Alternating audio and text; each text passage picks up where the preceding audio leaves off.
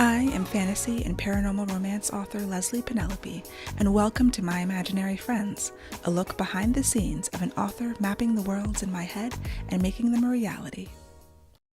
Hello, friends. Today is Friday, July 17th, 2026, and this is episode 263 of My Imaginary Friends.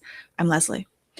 As a reminder, you can sign up for the Footnotes newsletter, which includes the show notes for the episodes, as well as inspiration, strategies, and ideas to help you grow as a writer and as a creative. And that's at myimaginaryfriends.net/footnotes. When you sign up, you can choose to become an imaginary best friend for a few dollars a month to get access to premium posts, as well as discounts on courses and coaching. So please join me there. Also, a reminder that the Ink and Magic Mastermind that I'm leading with two of my very closest writing friends is September 4th through the 6th.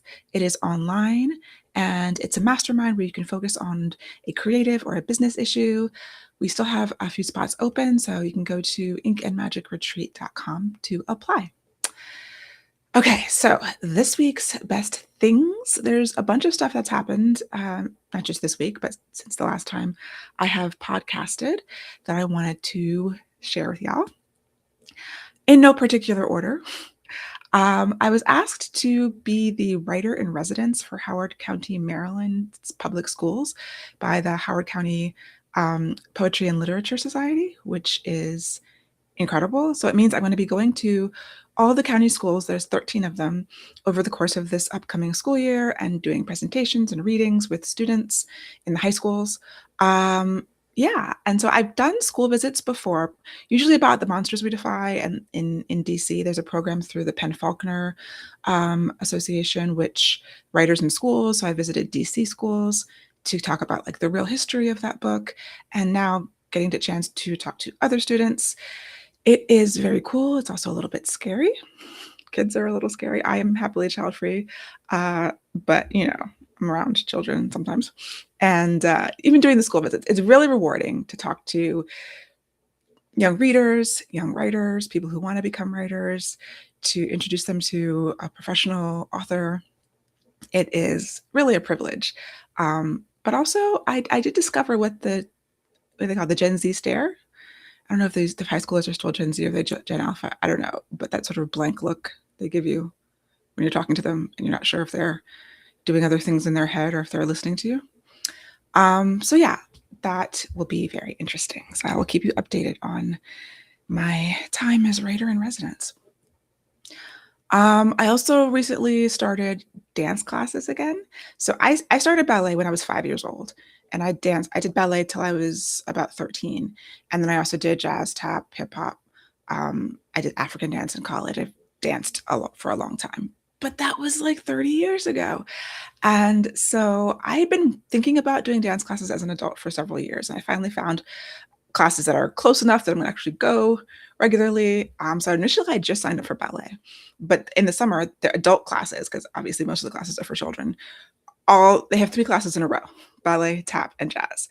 And to the teacher, she was like, "Oh, stay for tap." And I'm like, "I don't have any tap shoes." Like the first week, just use your ballet shoes. And she's like, "Stay for jazz." So this teacher who teaches all 3 has roped me into all 3 in a row. They're 45-minute classes: ballet, then tap, then jazz. And I bought tap shoes, and it's amazing. It's so much fun. I love dancing. It's hard. I'm sore in places that I'm not usually sore. Like it's a different kind of soreness than lifting weights and yoga and all of that. But it's incredibly fun, and I'm really enjoying it. I finished my second week, so it's only a 6-week summer class. I think I'm going to continue in the fall, getting back into dance as an adult, like remembering things, but also my body has changed significantly. So it's a little bit different. And then, okay, we're going to go into the topic. I want to talk about this viral post that I had.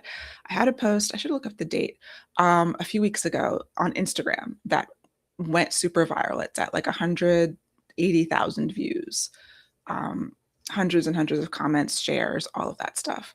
And yeah, it was great. And I do want to talk about that. First, my writing update.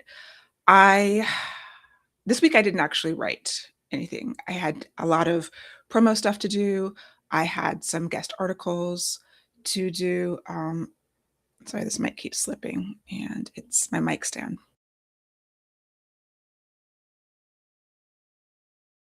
Okay, I'm gonna have to do that again. This mic stand will not stay where I put it. Yeah, so I had guest articles to do for the Zahara launch. I had some workshops to record because I'm doing a bunch of summits and online conferences, presenting at them. So I just had to use my writing time for that. I was also just exhausted. And so also, I knew that I needed to take a break. So I've been working on Blitches, my Black Witches story, for the better part of the past year. And I just got to a point, I was unstuck. I was writing. I talked about in my last episode getting unstuck. And so I had a whole nother synopsis and I was ready to write it. And then I had a conversation with my brother. My brother is my first reader. And, we had been chatting about this book for years. And so I was telling him about some of the issues that I was having in terms of just wrapping my mind around the story that I'm telling and what kind of story it is. And he, at the very beginning of this process, he was like, you need to make this fun. And I'm like, I agree with you. But also, there's a lot of, it's murder mystery. These characters have deep, I always do character wounds. I want character arcs. And I don't want it to be dark. I don't think it was dark. Like, we have to weigh what we mean when we say dark. Like, there's dark romance and there's dark fantasy. And I don't consider what I write dark, but I wanted to tell a magical HBCU story that honors the joy and the magic of HBCU life and culture and making it actual magic. I think that's a really cool idea. And that's the core that's grounding me to it. I want to celebrate it and really those of us who went to HBCUs kind of bring us back there, share the experience for those of you who did not go to HBCUs. It's also a story about Black exploitation and colonialism and to a certain degree like racial struggles and so anyway, because it's one of my books and there's always going to be like some social stuff in addition to the magic and the romance. That's what I do. That's just, I can't help it. But I was looking at it and I'm like, these opening chapters, I think they're well written, but they're starting in a place where it makes sense to start and I have to lay the groundwork. And I think a lot of stuff is getting in my head. I've heard several times that the beginnings of my books are slow. And can I change that? Like, is that just a feature that I have to live with? Or is there something that I can do to make them more fast paced in the beginning? I know that the end, I roll like a train, like it just goes and goes and goes. But I do acknowledge that, I'm warming up, not just warming up, but I'm like laying the groundwork. I'm introducing you to the characters and the plot and the world, and that takes some time. But I started thinking about, can I make the beginnings a little faster? The beginning that I'd written, which I really do like, and but it's not like page turny, it's not fast paced. Does it have to be? I guess I'm just like questioning a lot of things. I'm second guessing a lot of things because I really, part of it is thinking about the end, which is something that you probably should not do.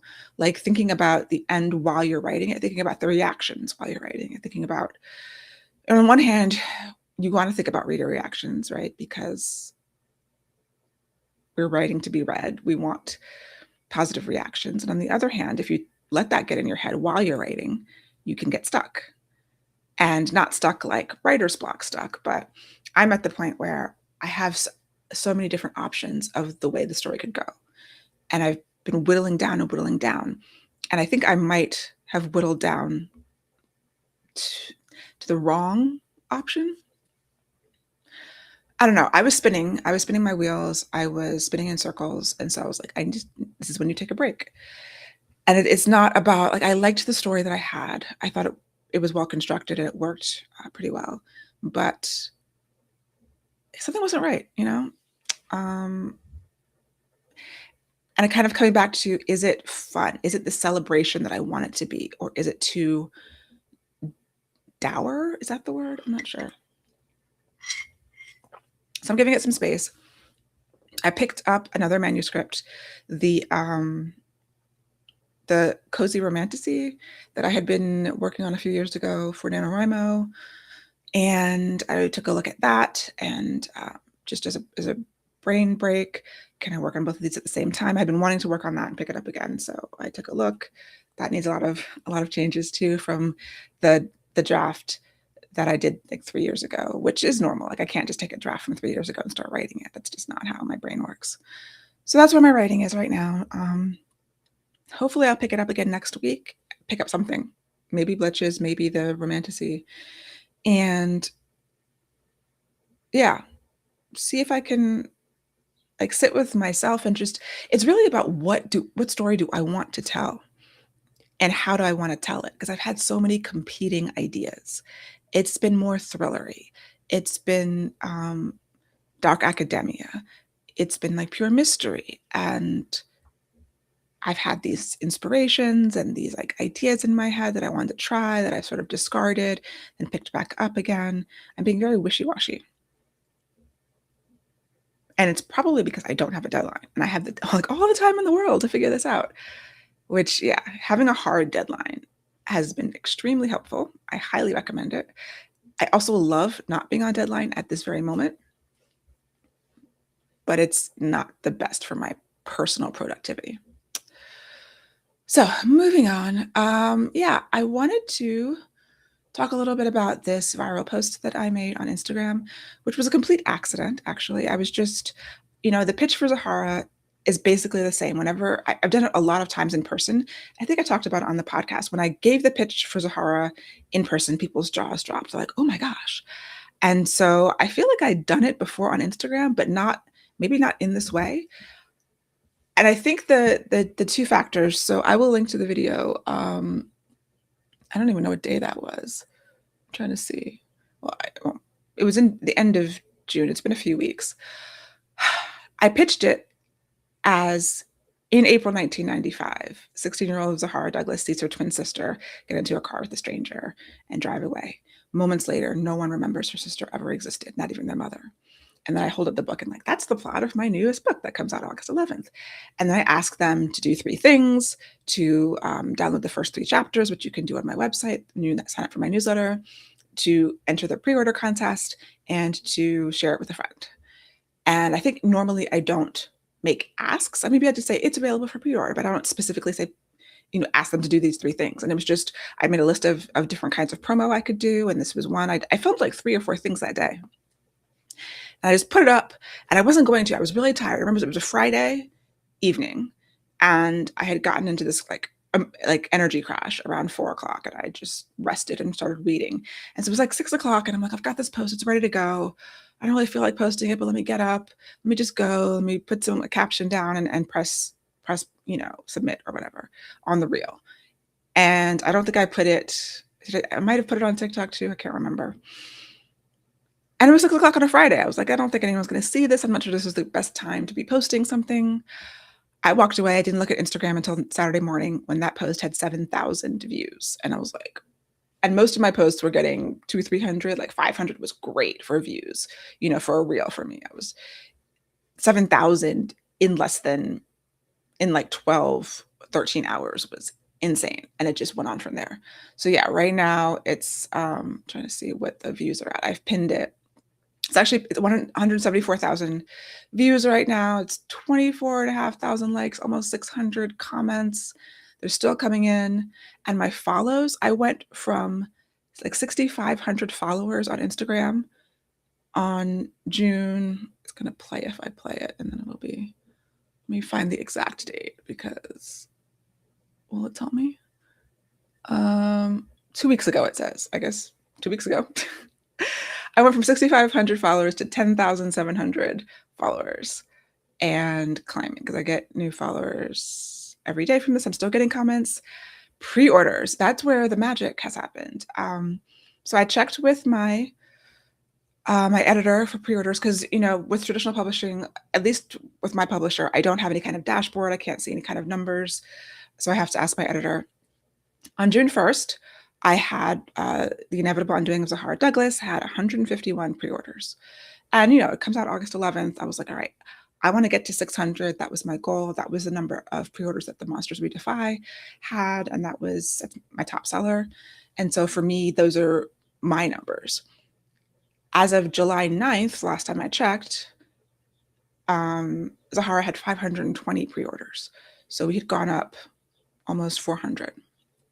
in a couple of weeks. And I haven't checked now. It's, a week later or so.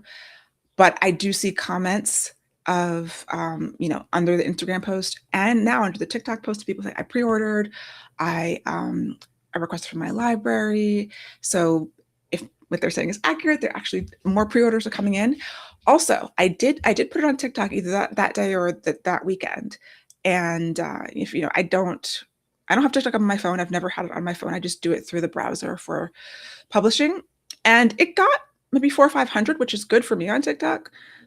And then like it like settled down. And then the past couple of days, it shot up. Like it was quiet. And I was like, oh, it's just not going to do as well on TikTok as it did on Insta. I don't know. I know they're different platforms. But yeah, right now that same post has 16,000 on TikTok views, 226 comments. Some of those are me responding, but and 3,700 likes.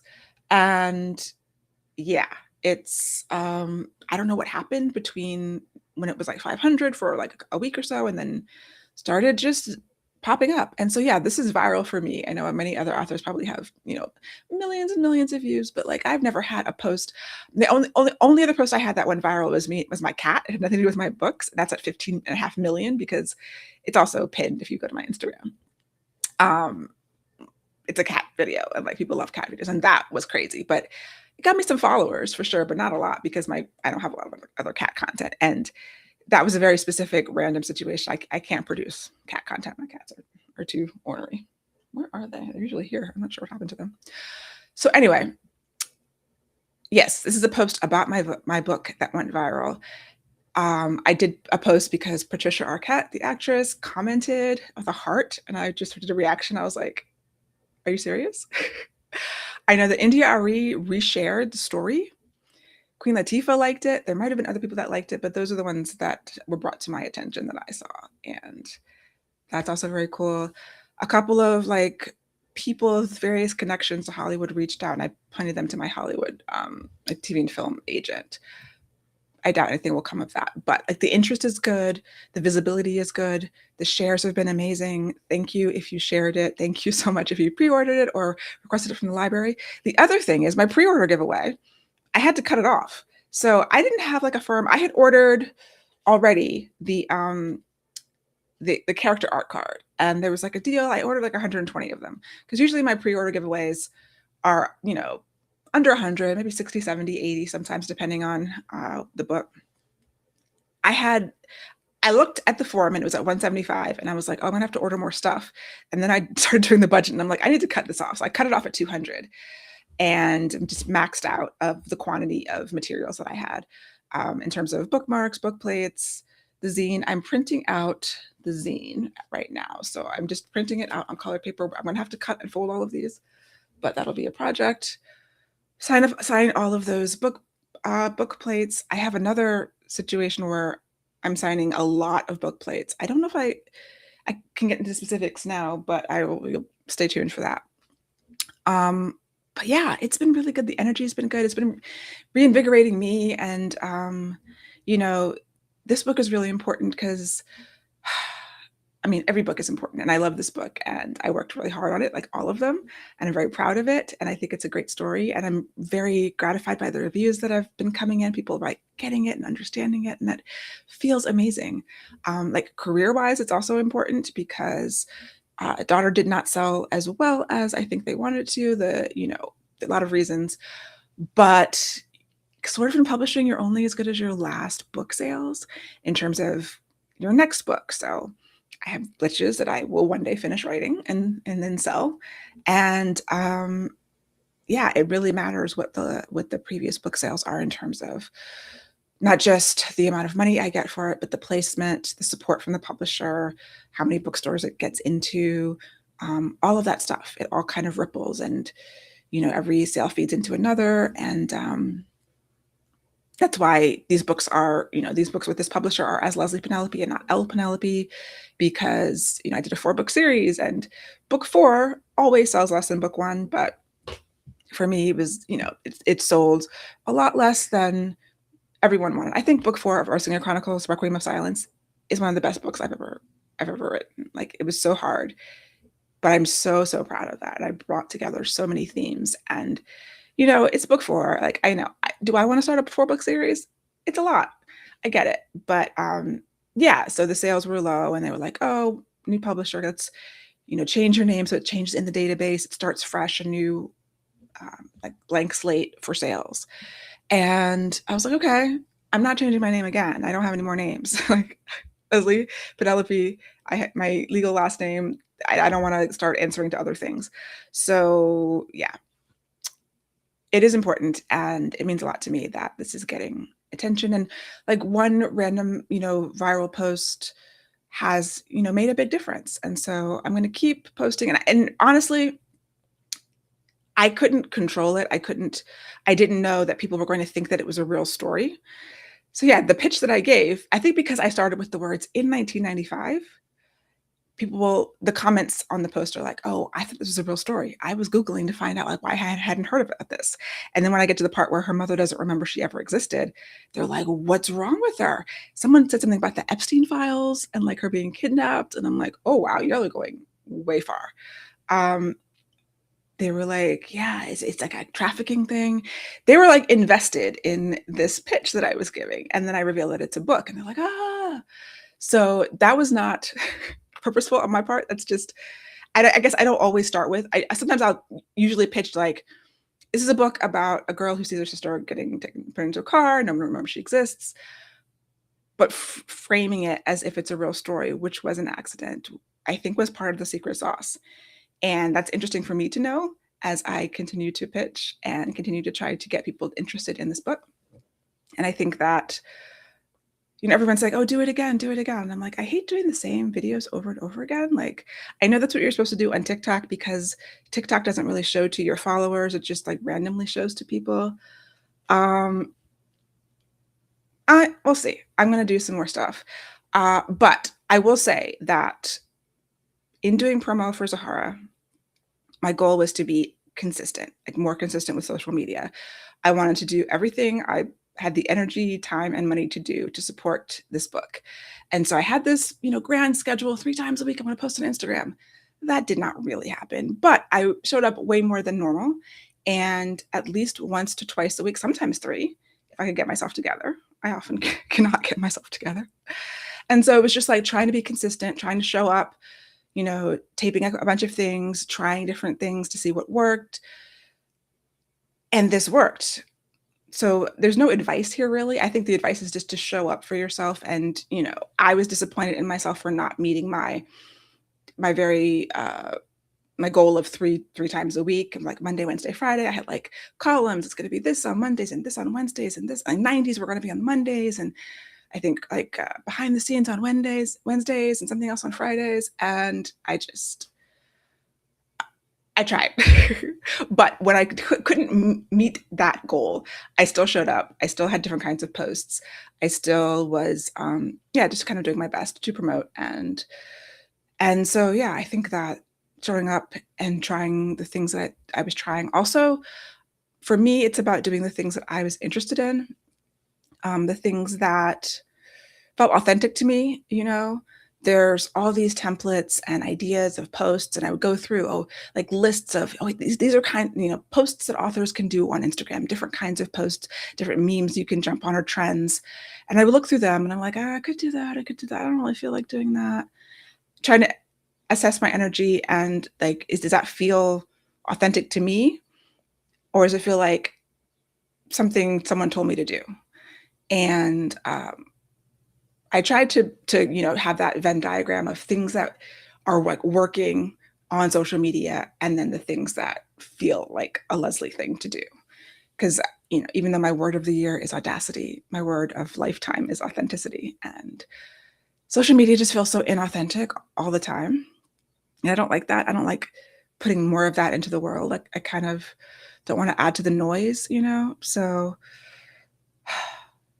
my post was authentic to me and my story, and it felt good for me to do. And going forward in the next month that I have until the book releases, August 11th, I'm going to just kind of keep doing that. And I don't have the expectation that anything else will go viral like that. But the numbers are up across the board since my followers are up. And, instead of getting like, I don't know, some of these will get like 1,000, 800 to 1,000, 2,000 was good for me, I guess. Yeah, they'll probably get a bit more now, which is great. Like every single person who sees it, who wants to read the book is amazing. I'm grateful for all of that. Okay, I had this quote that I saw. I think it was from Michaela Coel from a couple of years ago when she won her Emmy.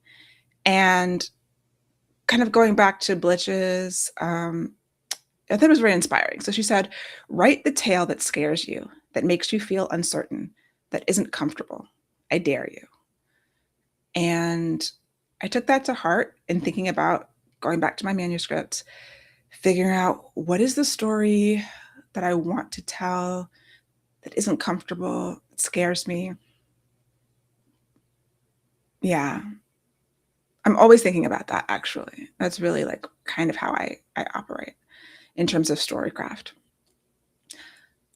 Okay, that is it for me. I do have a bunch of coming events. If you are a writer, next week, the 22nd to the 25th, there's the Expand Summit. And I'm doing a workshop called Doubling Down on Being Human, Building a Distinctive and Authentic Writing Voice.